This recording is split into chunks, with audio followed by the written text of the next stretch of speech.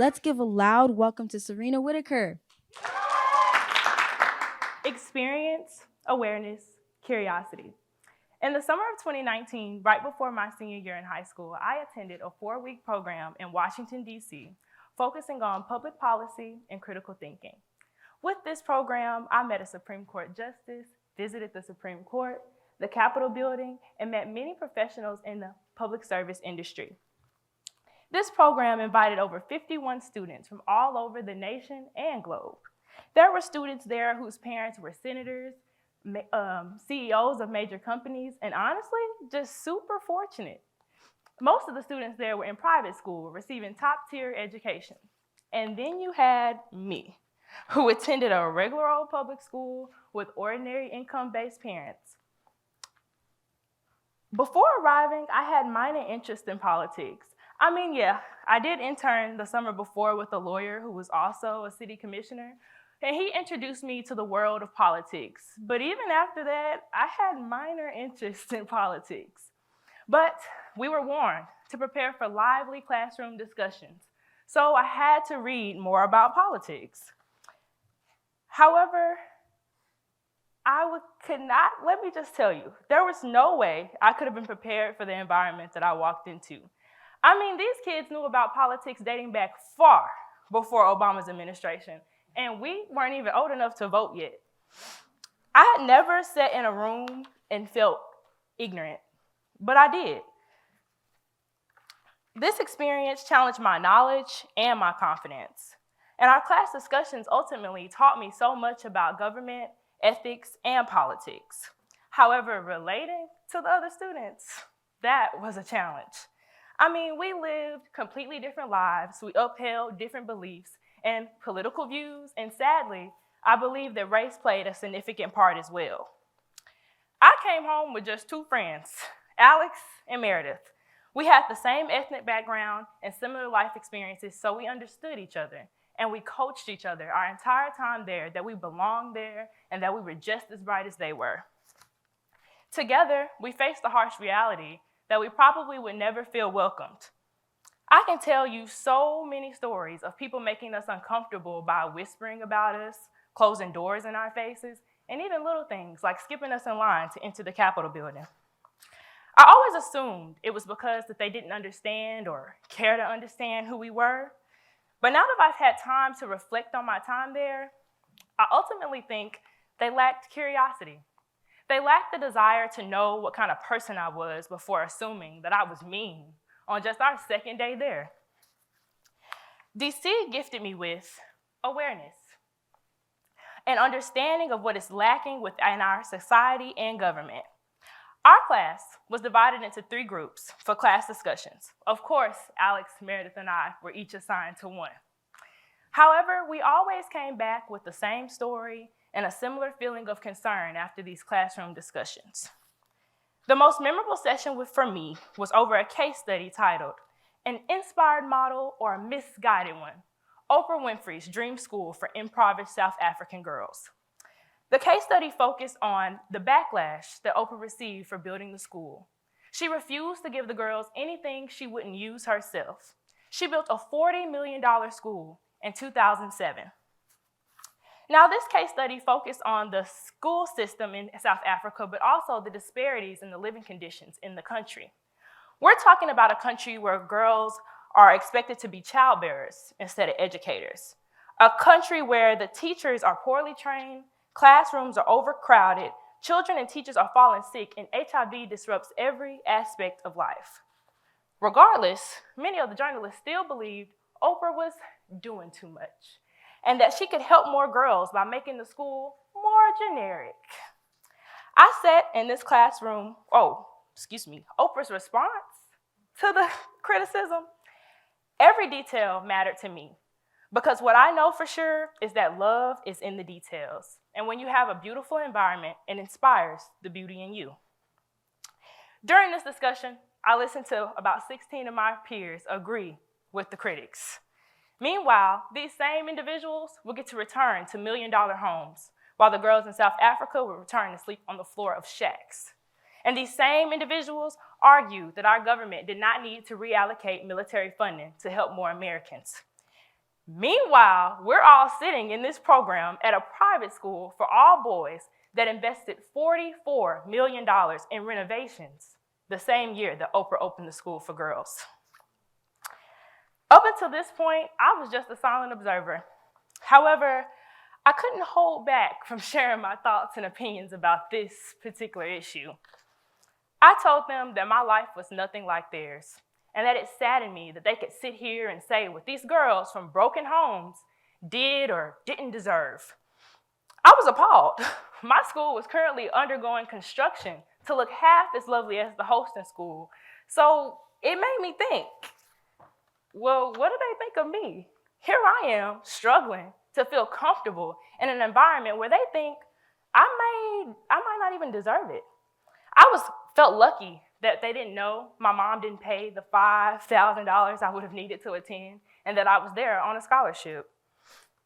I asked them, do you think I'll go home and won't be able to relate to my friends because I spent the summer on this campus?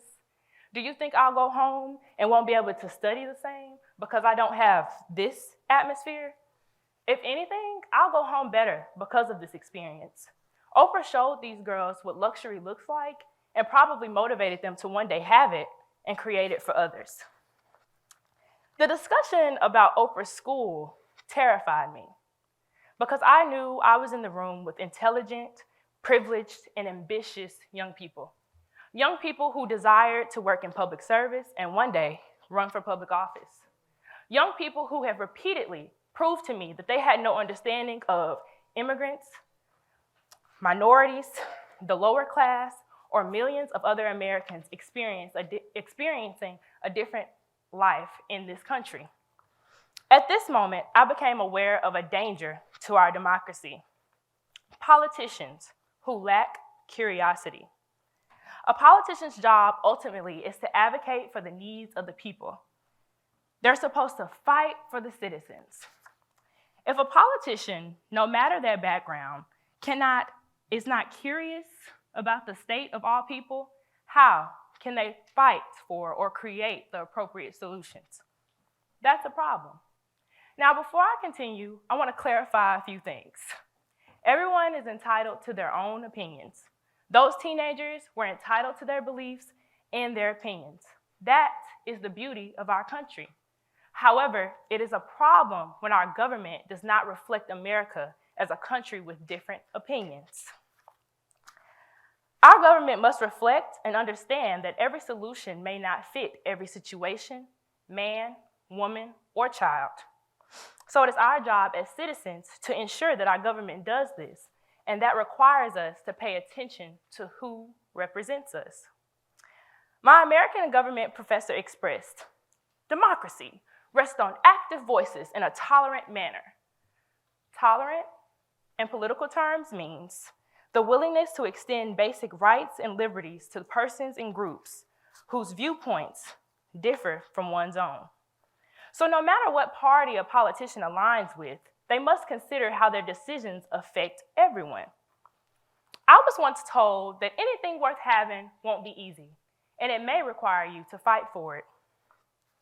I need us to understand that politicians are not magicians and that there is a process to seeing change.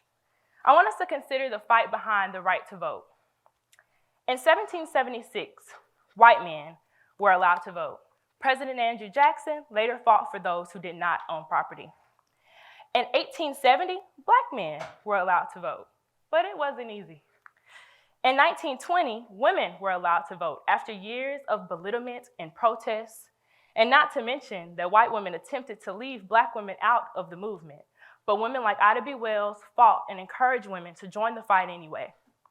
So technically, black men and women had the right to vote, but it wasn't until 1965 that the Voters' Rights Act was passed to protect them and banned all policies and practices that withheld African Americans and other targeted groups from voting. Then, in 1971, the youth fought for the right to vote, to change the voting age from 21 to 18. I just named 5 actions fighting for this right out of 20 that I found in my research. This right has proven itself time and time again to be worth the attempt, or at least the fight, to seek change. A great example of the power of voting is the state of Kansas voting to reject the amendment for women to lose access to abortion. After the Supreme Court overturned this federal protection, Kansas voters went to the polls to ensure women could still access this necessary health care. Research shows that the youth vote actually played a significant part in securing this right. Kansas is just one example of the impact we can make by taking advantage of our rights, especially the youth. Now, I want you to understand that there is power in using your voice and that we can make a big difference if more people play a part in making change in our communities. I can offer you, earlier I stated that a danger to our democracy was politicians who lacked curiosity. I can offer you simple solutions to solve this problem, like voting and finding reliable sources to stay informed.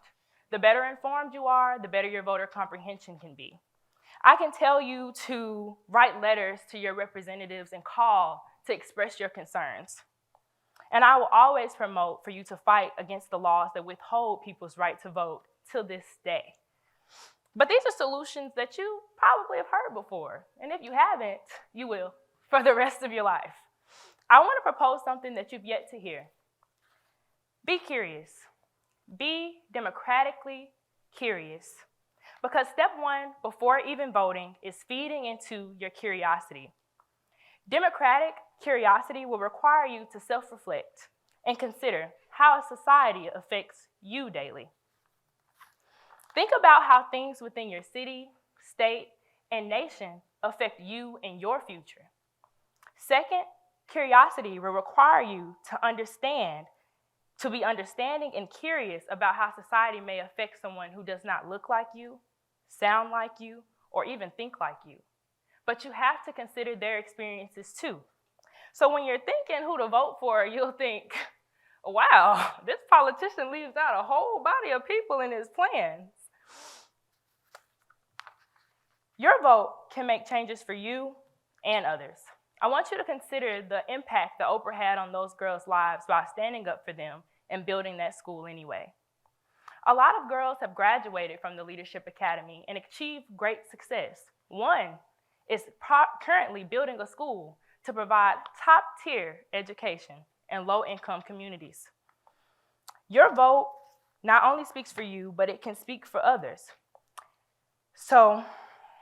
And I know we don't have Oprah Winfrey money, but you know what you, me, and Oprah do have in common? The right to vote, the right to choose who speaks for us.